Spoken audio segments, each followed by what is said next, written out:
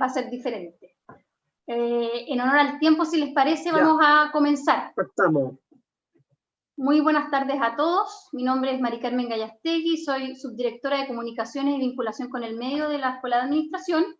Y hoy les quiero dar la bienvenida a todos ustedes que están conectados a esta primera charla de este ciclo de transformación digital que estamos organizando con la Fundación de Egresados de Ingeniería Comercial en conjunto con la Escuela de Administración y sus programas de MBA y Magíster de Innovación.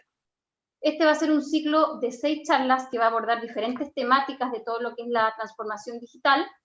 Hoy estamos en la primera, va a ser todos los jueves a esta misma hora, para terminar el 17 de diciembre, siempre a esta misma hora, y tendremos diferentes expositores. Para comenzar esta primera charla le voy a dar la palabra a Marcos Singer, director del MBA y del Magíster en Innovación.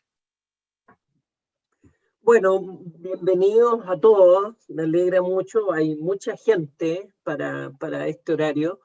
Me da mucho gusto saludar y recibir a mi gran amigo y socio, Roberto Mosso. Roberto es un protagonista del ecosistema de innovación en Chile, tiene todo tipo de premios, incluido el Aboni, y tiene una super empresa de Llevo. Me imagino que hablarás algo de eso, Roberto, que es una especie de Silicon Valley chiquitito, con todo tipo de emprendimiento, ahora operando en 15 países, y ha hecho, que yo sepa, 3 grandes exits. Así que, Roberto, muchas gracias por compartir tu experiencia, que nos va a enseñar e inspirar a todos. Así que, dale. No, muchas gracias a ti por la invitación y a Mari Carmen en realidad por la colaboración, así es que feliz de estar acá. Muchas gracias también por invitarme a ser parte de los profesores del MBA de la Universidad Católica. Yo estoy muy feliz haciendo ese trabajo, así que encantado. Yo les voy a contar hoy día de transformación digital y un poco cuál es al final la perspectiva del liderazgo que tiene esta transformación digital. Y para eso vamos a compartir la pantalla. Entonces, yo voy a presumir que ya estoy empezando a compartir, y ustedes, si es que tengo cualquier problema, yo les pido que me interrumpan, por favor, pero aquí estamos. Vamos a hablar de transformación digital en esta primera charla de este ciclo de conferencias, y quizás la mejor forma de empezar es con un llamado de atención.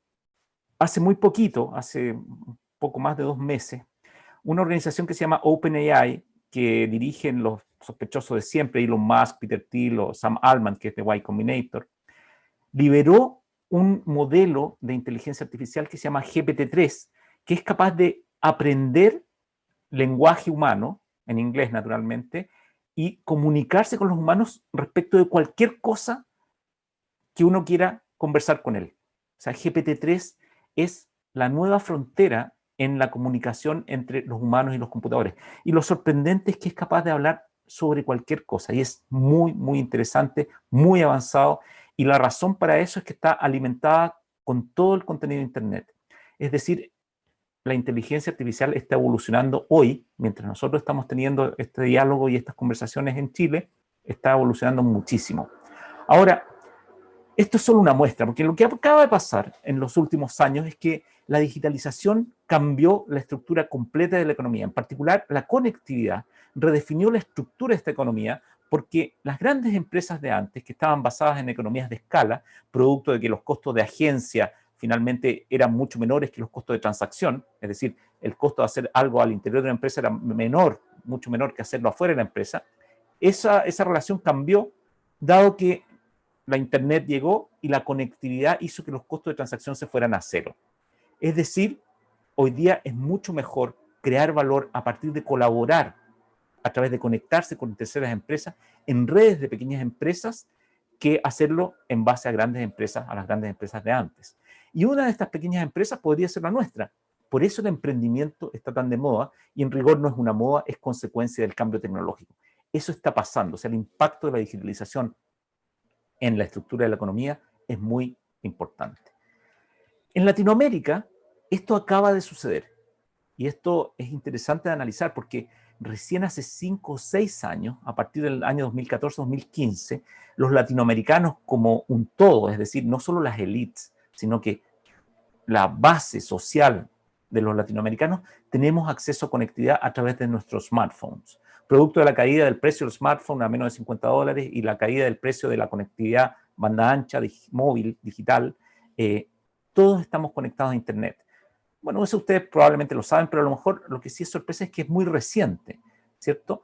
Y ese hecho de que sea muy reciente ha provocado recientemente algunos fenómenos económicos, como por ejemplo que podamos disfrutar a través de Spotify de una canción, la que más nos gusta, en cualquier momento, en cualquier lugar, y ese nivel de servicio empieza a cambiar la expectativa de los usuarios de la calle, de toda nuestra población, y empiezan a exigir ese nivel de servicio, el que reciben a través de Spotify, el que reciben a través de Waze, de las empresas establecidas también, y estas empresas establecidas no son capaces de proveer ese nivel de servicio.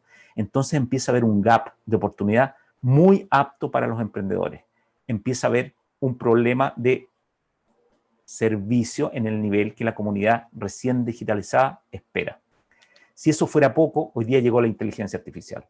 La inteligencia artificial es la nueva electricidad y la nueva Internet juntas, todas reunidas en términos de impacto. Todas estas tecnologías increíbles hoy día van a ser superadas por la inteligencia artificial porque es la mayor invención de la especie humana. Entonces, si alguien espera que este ritmo de cambio decrezca, se detenga, la verdad es que no va a ser así. Malas noticias, al revés, el ritmo de cambio va a seguir acelerando en forma exponencial. La digitalización, desde el punto de vista económico, es una oportunidad extraordinaria para nosotros, países emergentes, para Chile, porque equilibra a los países emergentes, a nosotros, con los países desarrollados. ¿Por qué? Porque para construir una nueva empresa grande, que crezca muchísimo, que sea global, ya no se necesita tierra, no se necesita petróleo o grandes sumas de dinero. Yo puedo construir una nueva empresa a través de tomar los activos que están disponibles desde las nubes y generar esta empresa nueva basada esencialmente en talento. Y talento tenemos. Tenemos que educarlo, tenemos que formarlo, motivarlo, pero talento tenemos. Entonces, una muy buena noticia. Pero, como nada es así nomás, pero, no lo estamos haciendo tan bien. La verdad es que se está produciendo un gap entre el desarrollo tecnológico, que como les decía, describe esta forma exponencial en su velocidad, se acelera permanentemente en el mundo, y la adopción por parte de las empresas y las sociedades de esta tecnología. Es decir, la tecnología cambia exponencialmente y nosotros no somos capaces como organizaciones de adoptarla a esa velocidad. Y eso provoca ese gap que aquí aparece, que es en el fondo un terreno fértil para la disrupción, para que los nuevos entrantes, aun cuando no sean locales, porque por la conectividad se pueden conectar players de cualquier parte del mundo, disrumpan las distintas industrias y desplacen a los actores establecidos. Eso es un problema, sobre todo para los actores establecidos. Esto trae como consecuencia que las empresas que estuvieron diseñadas, tal como dice David Rose acá, que es fundador de Gast, que estuvieron diseñadas para el éxito en el siglo XX, están condenadas al fracaso en el siglo XXI porque no son capaces de adaptarse. En el siglo XXI hay otras reglas. Es como si un grupo de empresas como los Amazon, los Google, los Microsoft, junto a un grupo de universidades, hubieran construido un nuevo mundo, lejos del mundo físico actual, y se llevaron a toda la gente. Toda la gente está en el mundo digital. Y las empresas que quedaron no tienen clientes, básicamente. No son capaces de adaptarse. Entonces, eso ha provocado que sucesivamente, con el paso de los años, las distintas industrias van colapsando, van dando pie a nuevos entrantes, van siendo disrumpidas. Y ustedes ven aquí los ejemplos de la música que conocen seguramente, de los taxis que fueron disrumpidos por Uber, o luego hoy día de los autos que van a ser autónomos gobernados por inteligencia artificial. Entonces, hay un cambio muy dramático de la mano de la digitalización.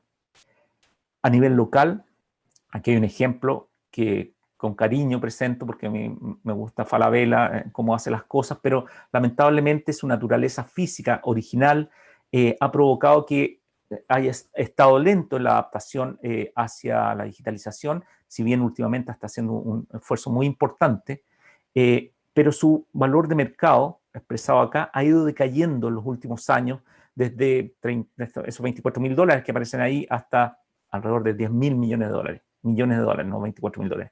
Desde $24.000 millones de dólares a $10.000 millones de dólares. En cambio, en comparación con eso, la curva de valorización de un mercado libre pasó desde $14.000 millones de dólares hasta $40.000 hoy día millones de dólares y subiendo. Acá se ve muy claro el efecto del cruce de valorización entre una empresa tradicional del mundo físico y una empresa nativa digital que está adaptada para el nuevo entorno. ¿Cuál es nuestra conclusión? La empresa debe cambiar. La empresa debe evolucionar. Necesitamos evolucionar porque de otra forma nos va a pasar lo que yo mostraba antes. Es decir, vamos a sufrir disrupción, vamos a quedar un poco en el mundo físico sin cliente. Ok, espero haberlos convencido, pero ¿cómo hacer esto? ¿Cómo realmente hacemos esto? ¿Cómo hacemos transformación digital? Liderando de otra forma, liderando de una forma mucho más apta para el nuevo entorno. A ver, en específico, ¿qué deberíamos hacer? Básicamente tenemos que abordar 5 grandes dimensiones. Primero, la de los procesos. Nuestros procesos corporativos deben pasar desde analógicos, como es natural, analógico representa lo contrario a digital, desde analógico, a ser basados en máquinas, específicamente computadores. Necesitamos digitalizar nuestros procesos. Eso puede ser bastante conocido, pero vamos a profundizar un poquito. Luego, la arquitectura de nuestro negocio debería pasar desde el diseño lineal de un producto y la provisión de ese producto hacia el mercado hacia una arquitectura basada en plataformas. Y vamos a hablar también de eso. La generación de ideas, que debe ser continua en este entorno digitalizado, ya no es monopolio de la gente que está al interior de nuestra empresa. Entonces debemos mover la generación de ideas desde el interior de esta empresa a no solo el exterior, sino que a la apertura, a una combinación entre el exterior y el interior de nuestra empresa. Tenemos que pasar de interno a open, a abierto. El liderazgo específicamente debería cambiar desde un liderazgo muy estructurado, muy averso al riesgo, muy de control, muy de planificación de largo plazo, debe pasar a un liderazgo basado en iteraciones ágiles, porque en un entorno de alto cambio tecnológico, la planificación estructurada no sirve de nada. Necesitamos adaptarnos permanentemente y vamos a conversar un pelito más de eso también. Y finalmente, la toma de decisiones diaria, la por cada Q, la anual, debe estar basada en la intuición original, pero transitando a ser acompañada por inteligencia artificial. La toma de decisiones debe cambiar desde la experiencia pura, sin acompañamiento, sin apalancamiento tecnológico, a experiencia más inteligencia artificial. Eso en el día a día, eso en la decisión de qué ofrecerle a un cliente en todo ámbito. Entonces, estas son las 5 dimensiones de transformación digital que exigen un nuevo tipo de liderazgo. Este es el mundo en el que tenemos que construir nuestras empresas.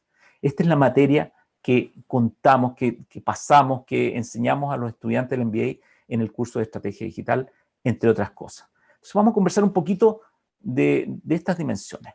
Primero, los procesos. A ver, ¿cómo podemos llevar nuestros procesos a la digitalización? El primer requisito es que necesitamos entender la digitalización, comprender profundamente el fenómeno digital desde la perspectiva técnica, es decir, en qué consiste un bit, un algoritmo, en qué consiste esto que define la nueva realidad, desde la perspectiva sistémica, es decir, cómo impacta mi industria, cómo se ve afectado el entorno económico, y desde la perspectiva dinámica, no solo la foto actual, sino que hacia dónde se mueve el cambio técnico y el cambio sistémico. Necesitamos comprensión profunda. Si no la tenemos, tenemos que incorporarla. Esto es absolutamente clave y en los niveles más altos de la organización. De otra forma, simplemente no vamos a lograr esta adaptación. Tenemos que entender que el proceso digital trajo consigo 3 insumos básicos. Acceso a información absoluta, de fuera del mundo. Ustedes conocen probablemente porque por internet podemos en nuestros teléfonos tener cualquier información, pero eventualmente lo que no tenemos es información de nuestros propios procesos al interior de nuestras empresas. Entonces, información, la primera pieza del Lego con la que tengo que jugar. Conectividad, Yo me conecto sin pérdida de información con cualquier parte del mundo y cualquier etapa de los procesos productivos que tengo se debe conectar con aquello que necesite. Y además capacidad de procesamiento, es decir, algoritmos que vayan ejecutando las prácticas que hasta el momento voy llevando a cabo y eventualmente inteligencia artificial aplicada a la toma de decisiones. Entonces tengo 3 piezas de Lego que puedo mezclar para construir mi nueva empresa, para adaptarme. Esto es esencial de ser comprendido. Luego tengo que, además de la comprensión, debo digitalizar mi empresa. Simplemente digitalizar todo. No puedo tener más procesos analógicos porque no tienen cabida, porque no se pueden medir, porque no se pueden registrar. No puedo procesarlos. Necesito ejecutar las prácticas digitales aptas que parten con digitalizar todo. Por ejemplo, digitalizar la comprensión que puedo hacer del proceso que va viviendo el cliente en relación a mi servicio. Para eso uso herramientas como Customer Journey, propia de los startups, pero que en el fondo se basan en apuntar todo ese interés espectacular que tienen respecto del cliente y la calidad de su servicio hacia herramientas que les permiten medir cómo es esa experiencia en su relación con mi servicio. Puedo usar esto, digitalizar, digitalizar, digitalizar. Luego de que digitalizo, naturalmente empiezo a tomar decisiones con data. Ya no decisiones desde la guata, sino que decisiones con data. Menos guata, más data. Ese es un mantra que hemos tenido que adoptar nosotros porque no hay otra forma. El cambio cultural parte en la toma de decisiones con data. De otra forma, estamos sujetos a los sesgos humanos que no son aceptables en el entorno digitalizado. A partir de eso puedo empezar a aplicar prácticas digitales estratégicas nuevas, como por ejemplo unbundling, es decir, desempaquetar la oferta que extiendo al mercado, porque hoy día no estoy sujeto a restricciones físicas que me obliguen a tener un producto mínimo empaquetable, porque antes tenía un costo distribuirlo, hoy día no tiene costo distribuirlo, sobre todo en el caso de los productos digitales, por lo tanto puedo desempaquetarlo. Es una práctica apta, consecuencia de la digitalización. O, esta que es menos conocida, puedo hacer desencadenamiento, es decir, la cadena de valor, fragmentarla en sus eslabones, de tal modo de entregarle al cliente solo aquellos eslabones que disfruta. Corner Shop hace eso. Lo que hace es separar los eslabones de la cadena de aprovisionamiento y evita que yo tenga que ir a comprar el vino que me gusta al supermercado, transportarlo, hasta que finalmente recién llego al eslabón que es tomar lo que es el único que aprecio.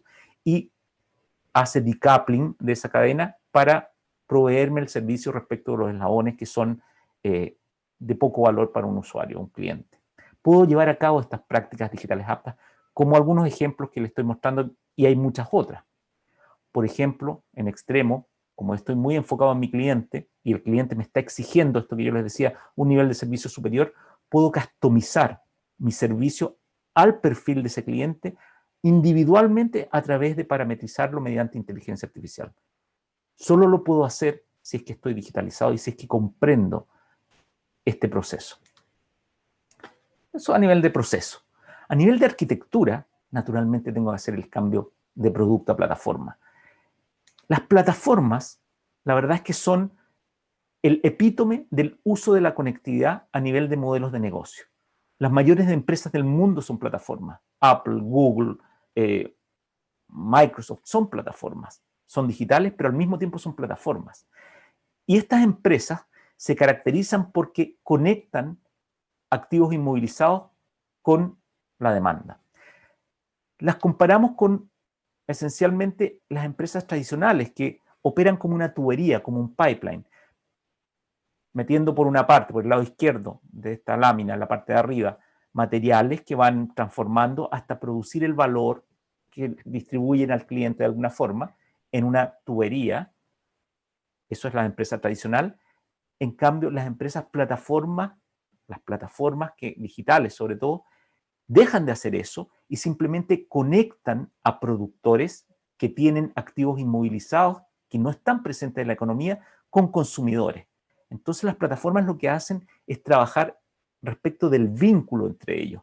Buscan el match entre el productor y el consumidor. Es decir, si alguien tiene una habitación disponible Bueno, Airbnb lo que hace es ponerla en el mercado de tal modo que un consumidor la pueda consumir. Pero a partir de eso empieza a privilegiar ese vínculo, a tratar de replicarlo muchas veces, a extraer data de ahí para maximizar las transacciones y para proveer valor en ambas puntas.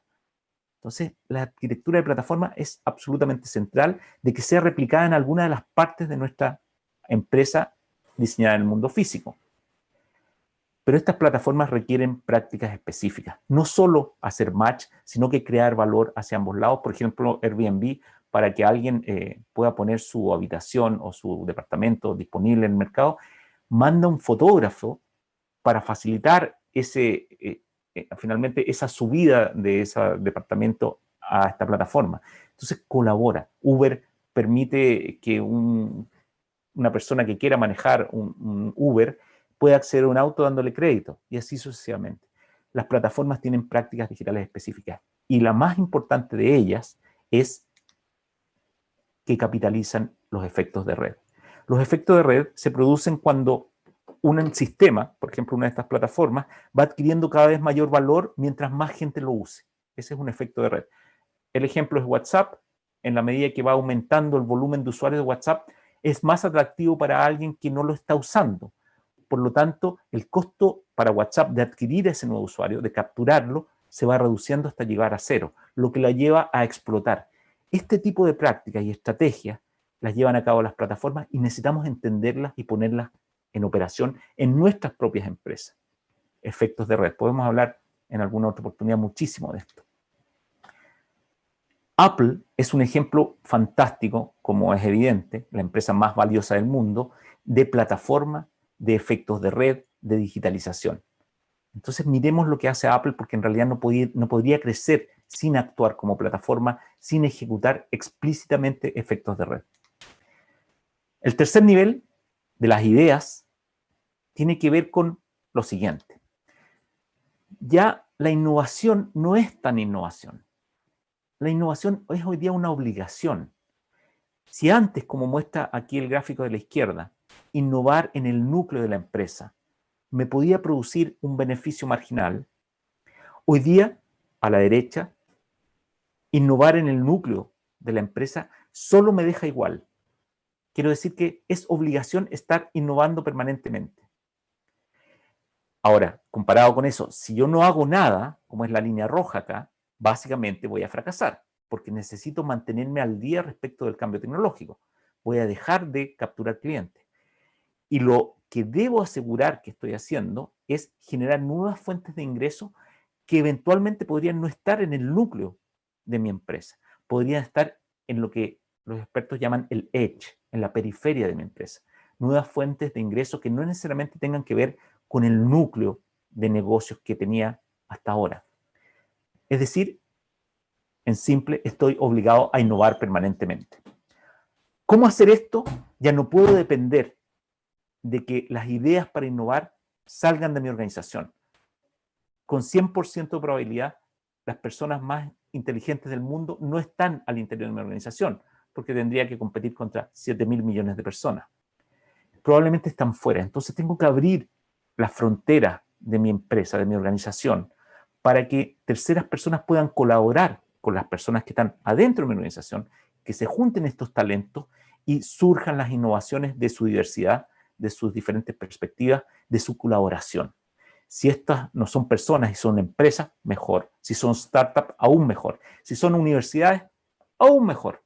Entonces, necesitamos abrir las fronteras para que la innovación, que es hoy día una innovación, emerja a través de la colaboración sin fronteras. Esto, a nivel estratégico, tiene una expresión en la orquestación estratégica, que corresponde a la acción o la práctica que llevan a cabo las empresas, sobre todo los startups, porque lo hacen muy bien, de orquestar activos de terceros, ya no solo para un solo negocio, sino que para proveer cualquier tipo de valor al mercado, a un cliente, orquestar activos de terceros, de modo de no tener que construir ellos mismos sus activos. Eso, evidentemente, les confiere eficiencia, ¿cierto? Pero al mismo tiempo les confiere velocidad, porque no necesitan construir sus propios activos. Capitalizan los que multinacionales o los proveedores o los startups o socios, universidades, quien sea, les pueden proveer. Les van a pedir prestados sus activos, los articulan con su propio proceso de orquestación. Al mismo tiempo, gracias a esto, obtienen flexibilidad, porque esta posibilidad de desarticular un nodo ante un cambio tecnológico del entorno y rearticular otro, los hace flexibles, los hace adaptables. Esta es como una manifestación de esa red que yo les mostraba originalmente, que se llama orquestación estratégica. Pero finalmente, una cosa que es muy importante que les confiere esta orquestación es apropiabilidad, es decir, empiezan a despejarse de la competencia porque es difícil replicar esta orquestación. Por lo tanto, la orquestación, que es la colaboración con terceras partes, no solo en la generación de ideas, sino que en la operación, en la arquitectura tecnológica, que tiene que ser abierta para que todos se conecten con todos, en la innovación, les puede conferir a estas nuevas empresas mucho más ágiles flexibilidad, velocidad, eficiencia y apropiabilidad. Muy importante verlo como estrategia. Y esto se aprende de los startups. La cuarta dimensión, naturalmente, es el liderazgo, que es la materia propia de esta sesión. Y acá tenemos que pasar de un liderazgo estructurado, muy apto para entornos de poco cambio, a un liderazgo basado en iteraciones sucesivas, ágiles y continuas. ¿Por qué? Porque el cambio es permanente en este nuevo entorno digital. Salim Ismail es el fundador de un movimiento que se llama Organizaciones Exponenciales, también es fundador de Singularity University, y sostiene, ante la presencia de dimensiones que cambian exponencialmente, que son múltiples dimensiones, sostiene que hoy y en los años que vienen, la adaptabilidad y la agilidad van a ser mucho más importantes en términos estratégicos que el tamaño y la escala. Obvio, porque si estamos en un proceso de cambio permanente en nuestro entorno, más vale que yo sea ágil, porque si no soy ágil, me va a pasar lo de los dinosaurios. Esto es como cuando un elefante ve que su isla donde vive se inunda y si no es ágil para transformarse o adoptar al menos algunas prácticas de los peces, la verdad es que va a morir. Entonces, más importante que ser grande es ser adaptable. Y para ser adaptable se requiere ser ágil, liviano. Es decir, tenemos que poder cambiar nuestra organización y por eso no tienen que ser grandes, tienen que ser ágiles. Lo segundo es que no basta con ser adaptable y ágil, sino sé hacia dónde moverme, ¿cierto?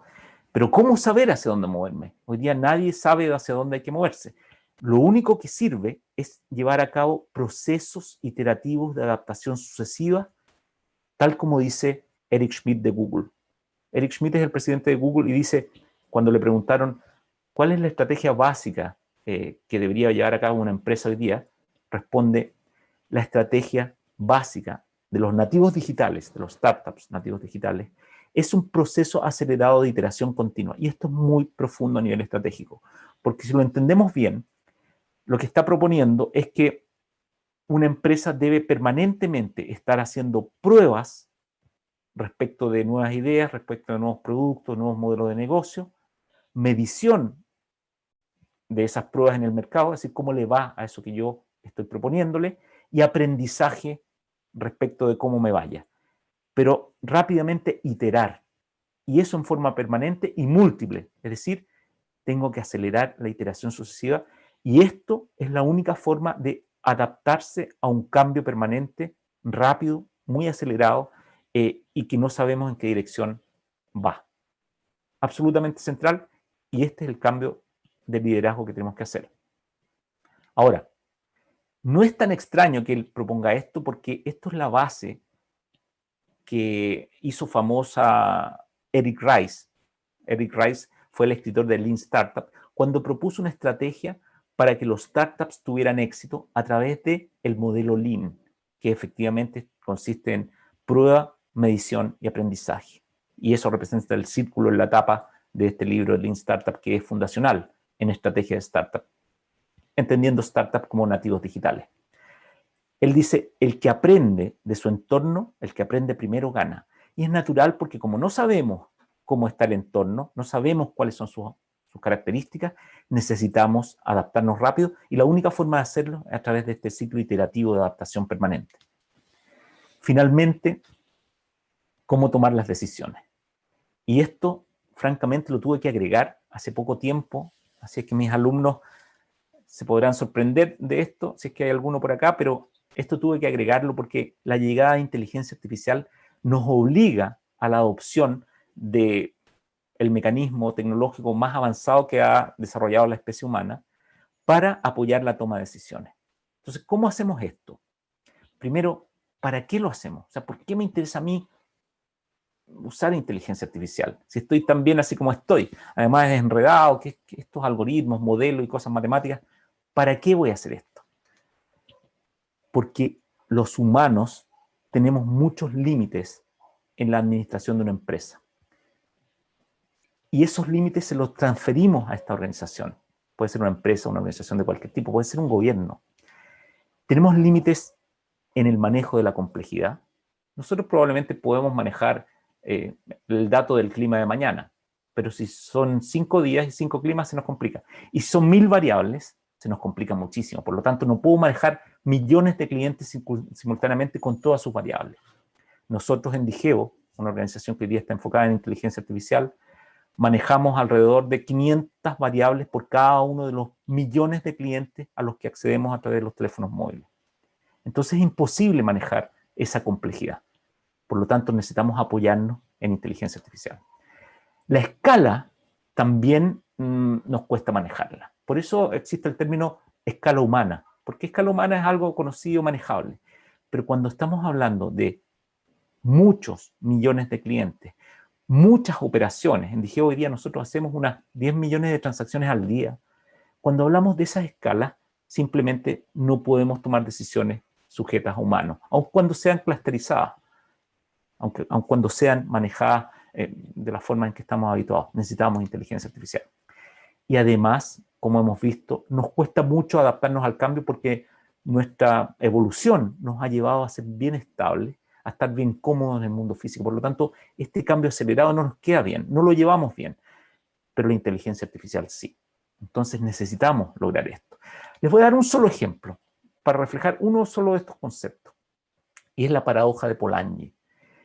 Refleja los límites humanos a la complejidad. Polanyi era un economista austriaco que decía, mira, el humano sabe mucho, él propuso la paradoja, el humano sabe mucho, pero no puede transmitir lo que sabe. Es decir, si yo quiero indicarle a un computador cómo diferenciar perros de queques de la foto de la derecha, la verdad es que me costaría mucho. Hasta el momento los computadores están basados en programación procedural, algoritmos procedurales, que es una serie de instrucciones específicas, finitas, sin ambigüedades, a través de los cuales el computador logra realizar una tarea que yo le comunico.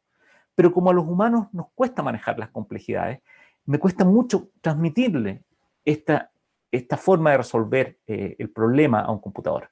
La inteligencia artificial resuelve eso.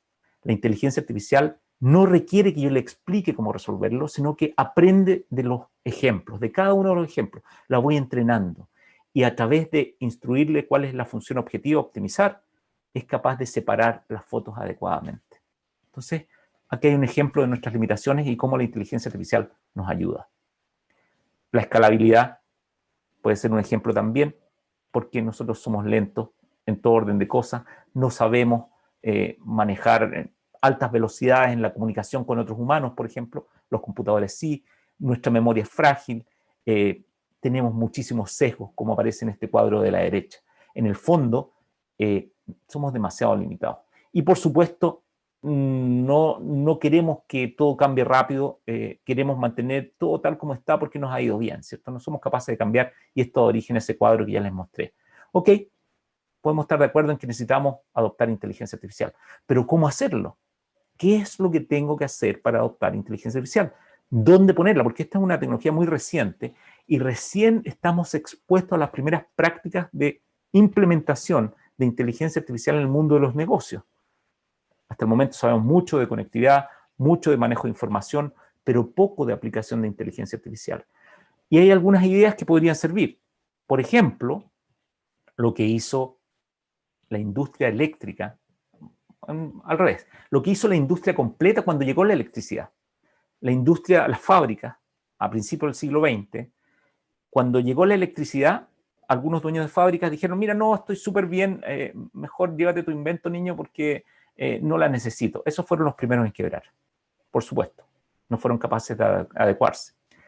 Otro grupo dijo, mira qué buena idea, cuando en ese tiempo las fábricas se movían por una turbina a vapor puesta en el centro de la fábrica, y por eso todas estas máquinas tenían que estar conectadas a esas poleas que ustedes ven en esta foto, para energizarse y moverse, y por lo tanto las obligaba a una topología, a un orden específico para llegar al punto central donde estaba esa turbina.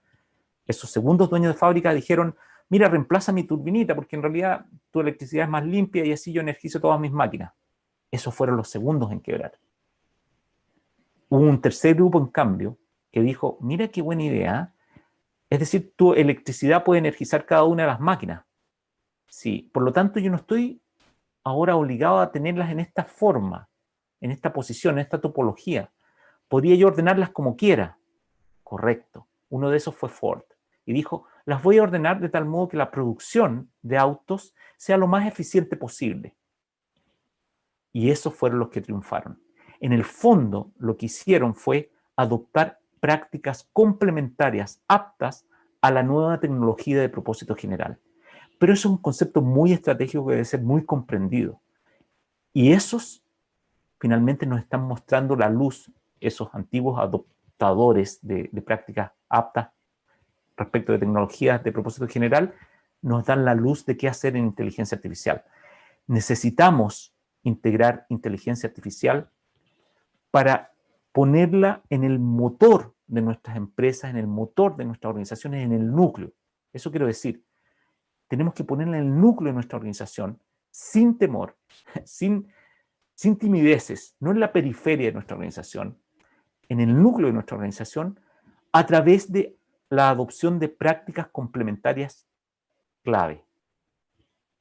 Prácticas complementarias que sumen valor a esta tecnología de propósito general. En la combinación de la práctica y de la inteligencia artificial está el secreto de la adopción y adaptación hacia esta nueva tecnología. Por ejemplo, yo sé que esto suena un poquito etéreo, por ejemplo, Amazon. ¿Qué hace Amazon? Amazon recibe data, incluso es muy criticado por esto, de sus usuarios a través de sus distintas verticales de negocio, y esa data, que aparece aquí en la esquina superior izquierda en el centro de la pantalla, esa data la usa a través de la aplicación de modelos de inteligencia artificial para perfeccionar su oferta de productos hacia el mercado. Entonces obtiene mejores productos.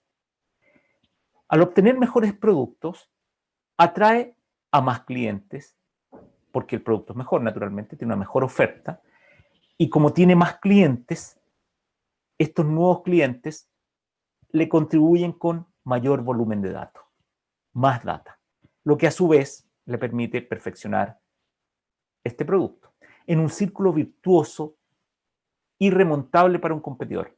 Este círculo virtuoso es irrompible y solo se logra a través de la aplicación de inteligencia artificial a la data que contribuyen los clientes. Esto se llama el efecto de red de la data, que como buen efecto de red, tal como el que les contaba antes, pero hoy día aplicando inteligencia artificial, va construyendo valor a medida que mayor uso tiene el sistema por parte de los clientes. Y esto solo se puede hacer con inteligencia artificial. Entonces, aquí hay una práctica complementaria respecto de la adopción de una tecnología de propósito general como es la inteligencia artificial. Y lo potente de esta práctica es que además de maximizar el valor permanentemente, se sincroniza con el mercado y con el cambio tecnológico que impacta en ese mercado para estar siempre al día de la demanda de este cliente cada vez más exigente. Es decir, en este proceso de adaptación permanente está la clave de un Amazon para poder mantenerse siempre al día. De esa forma, un Amazon, en el ejemplo, o cualquiera de nuestras empresas que lo haga adecuadamente, con esta nueva forma de liderazgo, con esta nueva estrategia, con esta nueva arquitectura, es capaz de romper este ciclo perverso que nos va alejando del cambio tecnológico a través de iteraciones sucesivas montadas en inteligencia artificial, que nos permiten empezar a aproximarnos a aquello que es donde deberíamos estar, aquella posición que es donde deberíamos estar permanentemente en el ideal, que es el ritmo del cambio tecnológico. Y con eso podemos mantenernos vigentes y romper esta condena del que nos hablaba David Rose, que estamos condenados a morir porque fuimos diseñados para la época anterior, la época física, y podemos subirnos a este nuevo planeta que hicieron estas empresas grandes, tecnológicas, estas universidades, absolutamente digitalizados, y donde está toda la gente hoy día.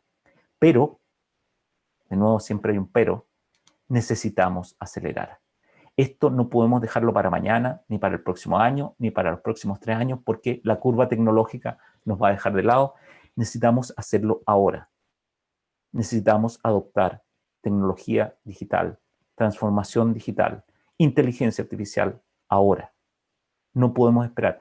La próxima reunión estratégica que cada uno de ustedes tenga en su organización debe ser para conversar de este tema. Si no, vamos a ser uno de los que fueron dejados atrás. Muchísimas gracias por escucharme. Espero no haber sido muy acelerado.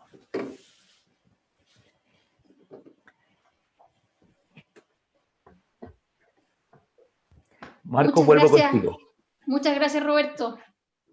Fuiste capaz de en pocos minutos sintetizar una gran cantidad de información. Bueno, excelente.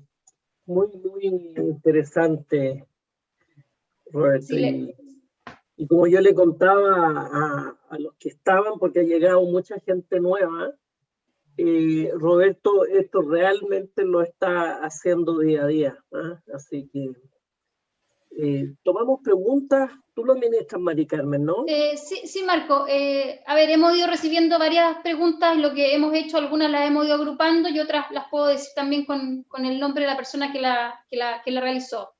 La primera es: ¿cuál es el rol de la capacitación al interior de las empresas ahora que la digitalización hace las organizaciones tan dinámicas? Y en esa línea, ¿cómo se debería capacitar o cómo las instituciones de educación debieran estar actualizadas y conectadas a todas estas necesidades de la digitalización? Buena pregunta, sobre todo que estamos con ropa muy tendida porque estamos en el seno de la Universidad Católica, ¿cierto? Entonces tengo que tener mucho cuidado con mi respuesta, pero en realidad la Universidad Católica y algunas otras universidades líderes en Chile y en Latinoamérica lo están haciendo bien. Yo creo que lo que están haciendo es incorporar esta conversación en el diálogo de aquellos que lideran las empresas, y eso es el principio, ¿cierto? Pero al interior de las empresas probablemente necesitamos hacer un esfuerzo por la recapacitación de nuestros trabajadores también. Es decir, llevarlos a este diálogo, llevarlos a estos conceptos a través del propio trabajo. Este formato de hacerlos leer libros eventualmente y que luego pongan en práctica está bien, funciona hasta cierto punto, pero lo que más funciona es que a partir del propio trabajo vayan recibiendo la retroalimentación permanente, porque no hay mucho tiempo que gastar hoy día. Entonces, primero, es absolutamente clave el reskilling, es decir, la recapacitación de toda nuestra fuerza laboral, y eventualmente ahí tenemos algunas deudas, pero además la forma de hacerlo también hay que abordarla con reingeniería. O sea, no se hace como antes, hay que hacerla mientras hacemos el trabajo. Perfecto. Tenemos otra pregunta de Esperanza Hernández de México. Aprovecho de agradecer el gran número de conectados que tenemos, que son más de 220. Y Esperanza pregunta por los profesionales autónomos. ¿Cómo podrían aplicar estos principios ellos? Buena pregunta. Difícil pregunta. Mira, lo que probablemente pase en el futuro es que un mucho mayor volumen de profesionales va a ser autónomo. ¿Por qué? Por lo mismo que les decía originalmente. Hoy día un profesional autónomo de alta calificación no tiene por qué empaquetarse en un número de horas que está disponible para una empresa porque el costo de transacción lo obliga a hacer eso. Al revés, un profesional autónomo muy especializado podría trabajar en múltiples empresas. ¿Te fijas? Entonces va a haber un cambio también en la forma de trabajar. Va a haber un unbundling del trabajo, un desempaquetamiento del trabajo.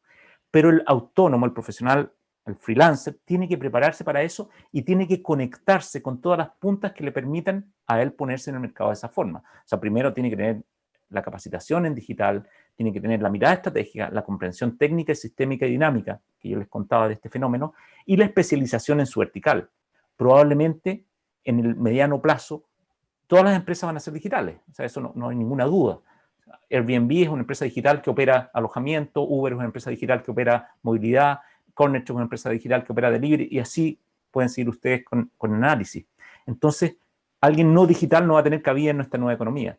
Por lo tanto, el independiente debe entender este mundo y debe disponibilizarse con una capacitación tanto vertical en industrias específicas como horizontal en capacidades digitales para que pueda operar exitosamente acá.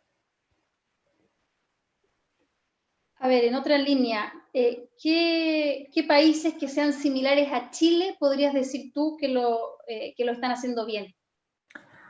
Mira, a mí, bueno, un poco tomando la invitación de Marcos, nosotros en Digeo significa Digital Evolution, es una organización que es al mismo tiempo una empresa, pero simultáneamente un grupo de empresas, porque tenemos un formato de emprendimiento. Cada vez que tenemos un nuevo proyecto formamos una empresa. Con Digeo operamos en 15 países, así que tenemos visibilidad respecto de toda Latinoamérica. Y yo te diría que en Latinoamérica están todos o un poquito más atrás que Chile, por lo tanto no son muy ejemplos a seguir, o un poquito más adelante, como podrían ser los casos de Brasil, Argentina y Costa Rica. Entonces podríamos mirar Brasil, Argentina y Costa Rica. Pero no tenemos por qué mirar Latinoamérica nomás o países similares. Yo miraría Singapur. Miraría Singapur porque tiene una historia muy parecida en los últimos 50 años que nosotros. Lo han hecho extraordinariamente bien, y han tenido políticas de digitalización, de inglés, de ecología, que nosotros deberíamos empezar a replicar. Entonces, yo empezaría a mirar, si me piden un solo país, Singapur. Bien, tenemos también a un alumno del MBA, Felipe Serrano, que pregunta, ¿cómo ves la transformación digital de los servicios públicos en nuestro país en relación con otros del mundo y por otra parte de los servicios profesionales como los servicios legales en el futuro? Mira, buena pregunta. Parto por la segunda. Los servicios legales o los servicios profesionales están en proceso de transformación porque de otra forma van a fracasar. Hoy día lo que estamos viendo, y de hecho hay algunos de los startups que nosotros ayudamos que se ofrecen como plataformas de servicio donde muchos abogados colaboran para resolver las necesidades de una empresa específica. Entonces, se empiezan a proveer como este profesional unbundled que les explicaba antes. Entonces, así veo esos servicios profesionales. Respecto del sector público, bueno, la verdad es que estamos muy atrasados, pero empezamos a acelerar últimamente. Esto con independencia del gobierno de turno, creo que en los últimos años, atrasados, sufrimos una aceleración y creo que está empezando a moverse, sobre todo hoy día impulsado por coronavirus, pero necesitamos trabajar mucho más. Acabo de tener una reunión con Banco Estado, estamos en varios proyectos con ellos, al menos en el papel, que van a buscar resolver algunos de los problemas. Banco Estado es una empresa pública, pero yo contestaría así, estamos atrasados, pero hay buenas noticias, hay que ser optimistas. ¿Y tú dirías que en Chile hay profesionales para cubrir la demanda de la transformación digital? Absolutamente. Mira, a nivel de la calidad de los profesionales, tenemos calidad extraordinaria. De hecho, hay una diáspora de profesionales que están instalados en distintas universidades y empresas fuera de Chile, que son chilenos y que tienen una profundidad extraordinaria, ¿cierto? Pero además tenemos, como somos un país chiquitito, a lo mejor padecemos del problema de tener poco volumen, ¿te fijas? Entonces necesitamos maximizar el volumen. Por eso yo estoy en una cruzada, que no lo he conversado todavía contigo, Marco, y lamento si meto la pata, pero yo creo que todos los ingenieros comerciales que salen de todas las universidades deberían saber programar. Bueno, lo conversamos alguna vez, porque eso nos daría volumen, ¿te fijas?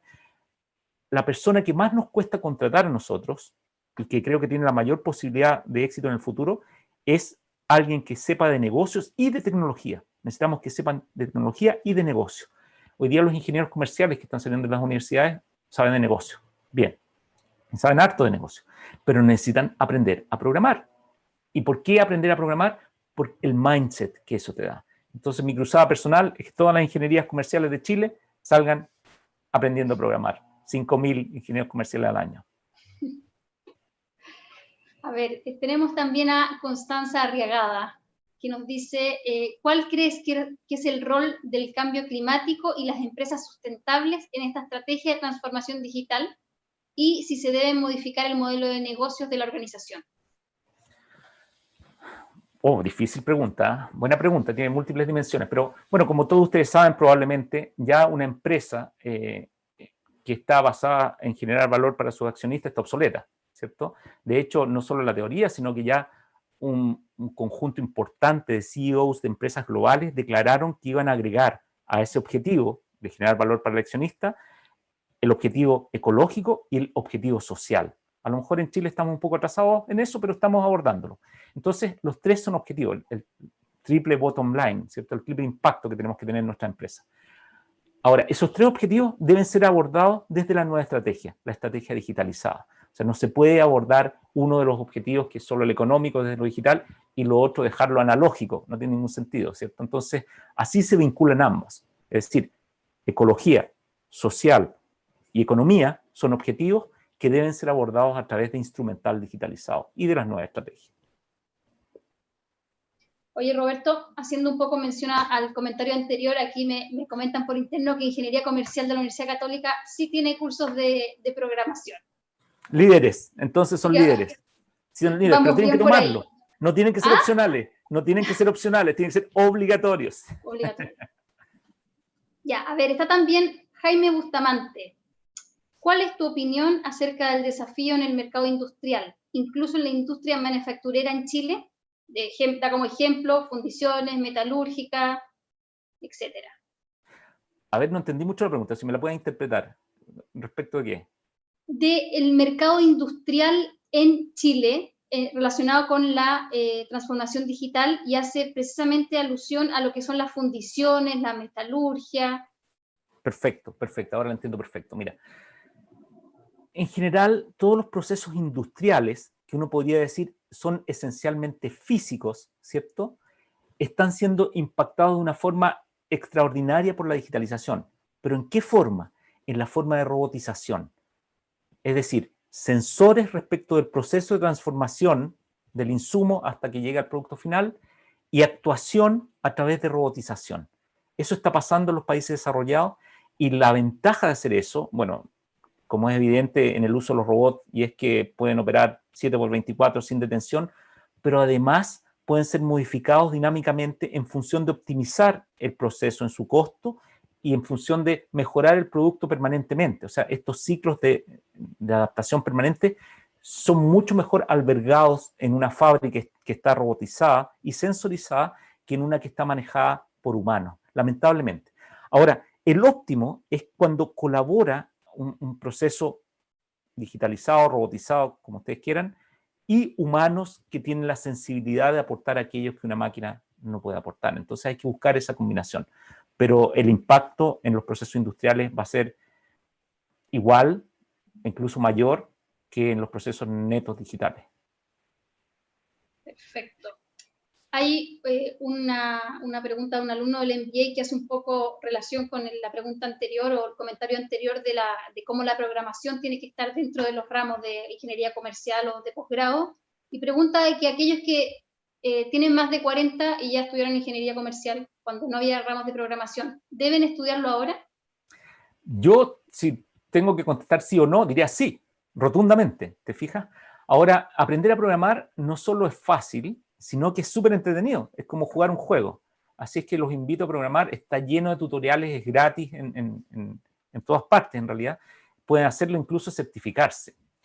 De hecho, hay un gran desafío para las universidades ahí porque podría ser incluso que alguien que aprendiera a programar en un curso de $300 recibiera un sueldo mayor que alguien que hace una carrera completa.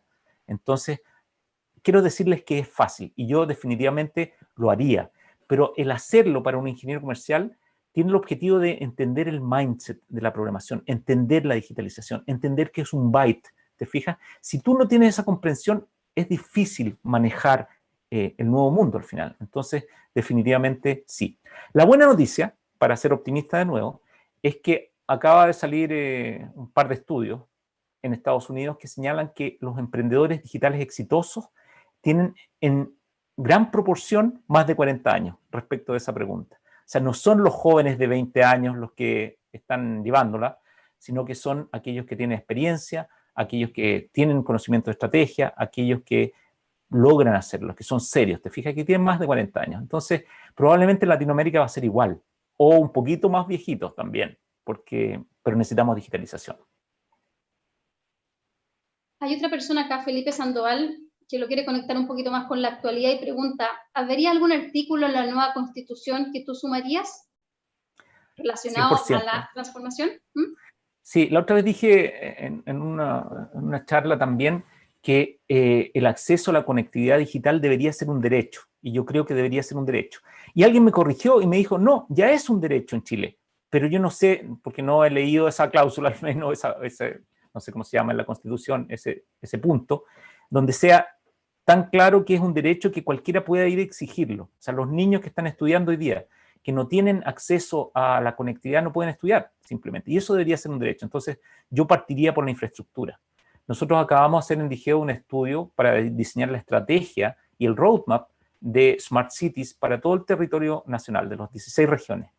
Y nos encontramos con que el nivel de habilitación de infraestructura mínima, que es conectividad digital, electricidad, agua, es un problema a abordar, pero inmediatamente. O sea, no podemos ser digitalizados si no tenemos esos elementos básicos. Entonces, en la Constitución, cada uno de esos elementos tiene que ser un derecho, incluyendo la conectividad digital. Roberto, también hay algunas personas que preguntan por algunos libros que tú pudieses recomendar. Ahí les puedo compartir después un montón de libros, pero sí, hay varios libros. Lean Startup, por ejemplo, que les mencioné, a nivel de estrategia es muy potente. Yo preferiría esos compartir. Roberto. No, que me da vergüenza. Si tú, Marco, siempre me haces hacer esto. Yo sé que te da pudor, por eso está bien. obligando. Mira, a mí me tocó escribir 2 libros, uno con un colega, Germán Echecopar, en el 2012, que se llama El Valle de la Muerte, que está en Amazon. Es súper barato porque no es un negocio. Creo que tiene un valor de $2, un precio de $2. Y se los recomiendo porque enseña a emprender, pero más que nada, en atención a esta pregunta, ese, junto con The Startup Journey de 2016 más o menos, o 2017, tienen al final una lista de los libros de estrategia digital y de emprendimiento que hay que leer. ¿Te fijas? Entonces, yo encantado se los disponibilizo, pero la forma más fácil de acceder es a través de Amazon y vale $2. Perfecto. Estamos casi en el tiempo, Roberto. ¿Te parece hacemos una última pregunta? Claro. Preguntan acá también por la transformación digital en el sector de la salud, algo que hoy día se está transformando también en algo tan importante. ¿Qué dirías tú de eso? Bueno, el sector de la salud es uno de los sectores que va a sufrir mayor disrupción con digitalización, pero sobre todo con inteligencia artificial. O sea, la promesa de la inteligencia artificial es que el diagnóstico va a ser mucho más barato porque una cámara con capacidad de inteligencia artificial, visión computacional, va a poder ver el iris y diagnosticar, separar rápidamente a aquellos que tienen un diagnóstico de una enfermedad respecto a aquellos que no lo tienen, dejando a los doctores que se enfoquen solo en aquellos que deben enfocarse, ¿te fijas? Entonces es mucho más eficiente. Pero al mismo tiempo, eso para nosotros significa que es mucho más accesible. O sea, el diagnóstico va a ser más barato, la medicina va a ser más barata, y eso es muy importante. Pero al mismo tiempo la inteligencia artificial provee algo muy interesante, que es que, a pesar de que cuesta entenderlo, va aprendiendo de muchos ejemplos y va encontrando causas de enfermedades que hasta el momento los doctores no han encontrado. Eso se llama explicabilidad de los modelos de inteligencia artificial. Entonces empieza a emerger nuevo conocimiento. Por lo tanto, va a haber una disrupción absoluta en salud, pasando porque probablemente las recetas van a quedar en blockchain, va a haber una postulación de los laboratorios a venderte el remedio y no va a ser al revés. Entonces, disrupción absoluta.